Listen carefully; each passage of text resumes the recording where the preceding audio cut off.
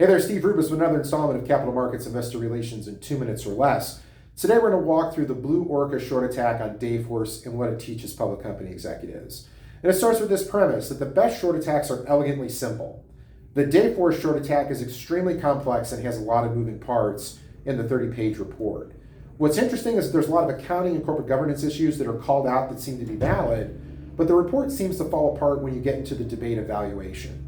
And so to baseline everybody, there's 18 analysts that cover the stock, 10 have a buy, 8 have a hold. I would argue that people are not overly bullish on the prospects of Dayforce. So now let's walk through the 5 components of the Dayforce short attack. The first is revenue pull forward. This seems valid. They do a good job of presenting some of the issues around this. This is an MII issue. Number 2, misleading profit metrics. I give them a fail. There's too much discussion of stock valuation in this section that convolutes the discussion. It's an MBR issue. Aggressive accounting. This is valid. They bring up a lot of issues where there's some depreciation amortization changes that could be affecting numbers, and this is an MII issue. Accounting and governance issues. There's executive turnover, internal control issues, and even an auditor changing its unqualified opinion mid-year. This is an EBS and MBR issue, and even MII issue. And then valuation, which I think fails because they're not looking at the right valuation metrics or the right time frame. If Blue Orca wanted to have a solid short thesis, they should have focused on items 1, 3, and 4 and called it a day. So now let's get into this valuation discussion failing, because I think there's a lot here to teach public company executives. And there's 3 components. The first is, what is the right metric? They're focused on EV to EBITDA. I think you should be focused on EV to sales. Number 2, forward multiples matter. They're focused on LTM, latest 12 months, nearest 12 months. I think you should be focused on fiscal year 1 plus 1, fiscal year plus 2.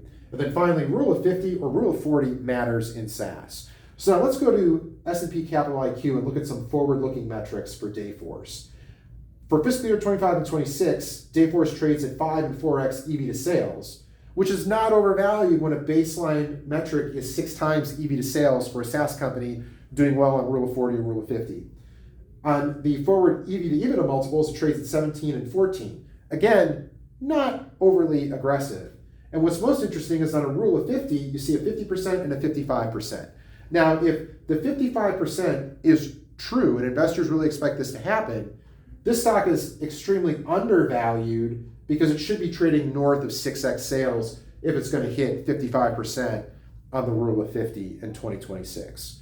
So let's get into the key learnings. And the first is this: the forward valuation metrics reflect the issues that Blue Orca is calling out about Dayforce. Number 2, always focus on fiscal year plus 1, fiscal year plus 2 versus latest 12 months, nearest 12 months when you're a public company. And number 3, accounting issues plus corporate governance issues are going to make you a short attack target. Remediate this stuff as soon as humanly possible.